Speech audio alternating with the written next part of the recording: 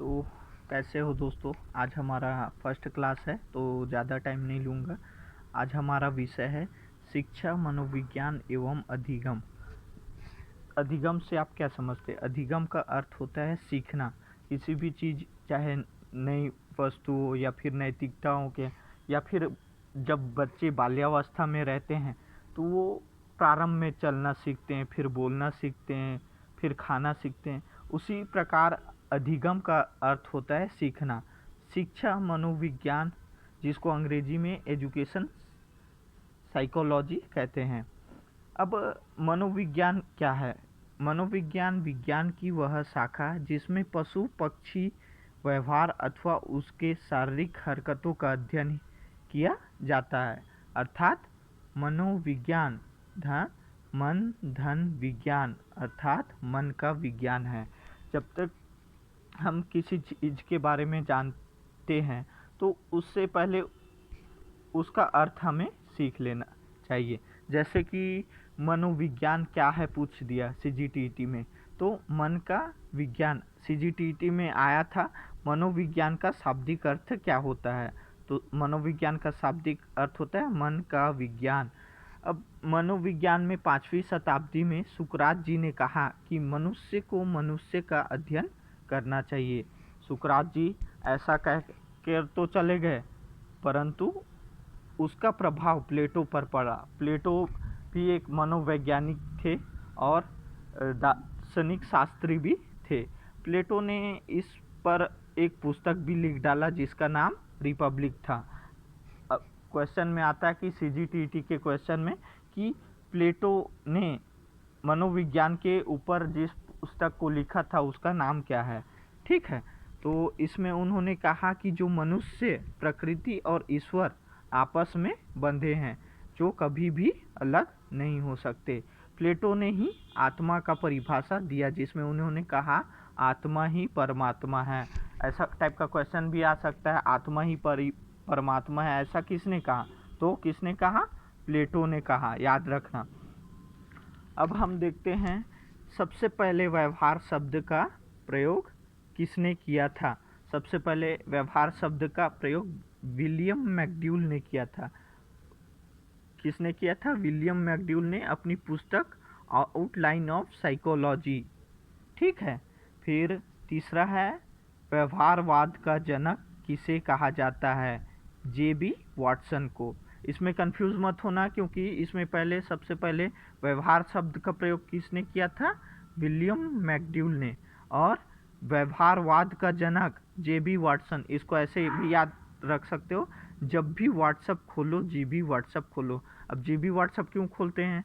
क्योंकि जैसे कि कोई लड़का हो गया या लड़की की एक एक दो दो गर्लफ्रेंड रहते हैं। अब वो बेचारा क्या करेगा? अपना चैट या ऑनलाइन हाइड करने के लिए वो क्या सेटिंग कर देता है, अर्थात अपना व्यवहार, उसका व्यवहार, उसकी डेली एक्टिविटी ना दिखे सामने वाले को। इस वजह से क्या करता है वो? जीबी व्हाट्सएप चलाता है। उसी तरह से याद रखना, व्यवहारवाद का जनक किसे कहा जाता है? जेबी वाटसन। ट्रिक है, जब भी व्हाट्सएप खोलो जीबी व्हाट्सएप खोलो। अब मनुष्य में होने वाले स्थायी परिवर्तन को क्या कहते हैं? मनुष्य में होने वाले स्थायी परिवर्तन को अधिगम कहते हैं। अब अधिगम के परिवर्तन होने का क्या कारण है? स्थायी परिवर्तन, मनुष्य में स्थायी परिवर्तन होने के क्या कारण है?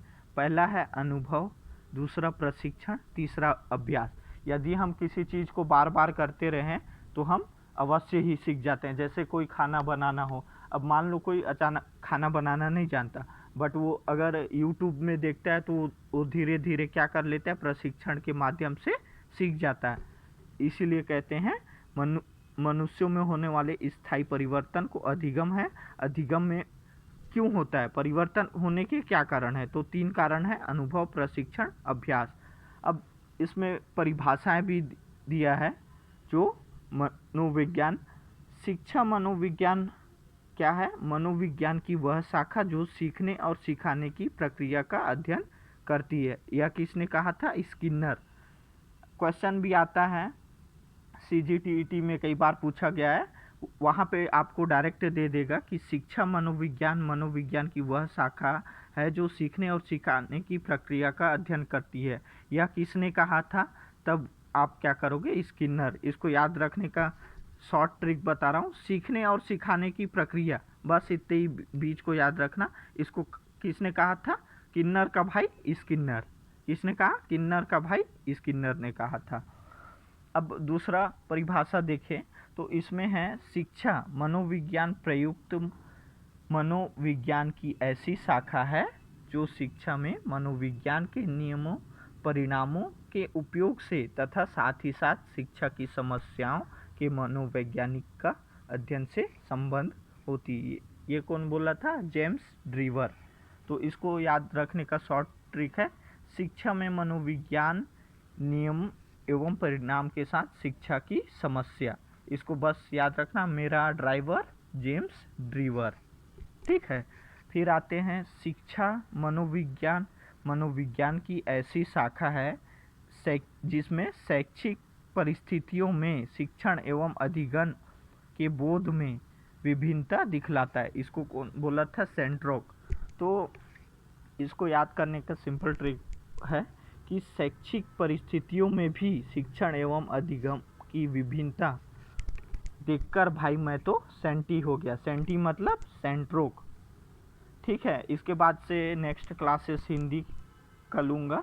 अभी तो शुरुआती दौर है, इस वजह से छोटे ऐसी कॉपी में है। उसके बाद जैसे ही हो जाता है तो उसके बाद मैं लैपटॉप से सीधा पढ़ाने का कोशिश करूँगा। अभी हमारे पास समय नहीं है, तो इसी को एक बार अच्छे से रीड कर लेना और मैं इसका PDF प्रोवाइड कर दूँगा।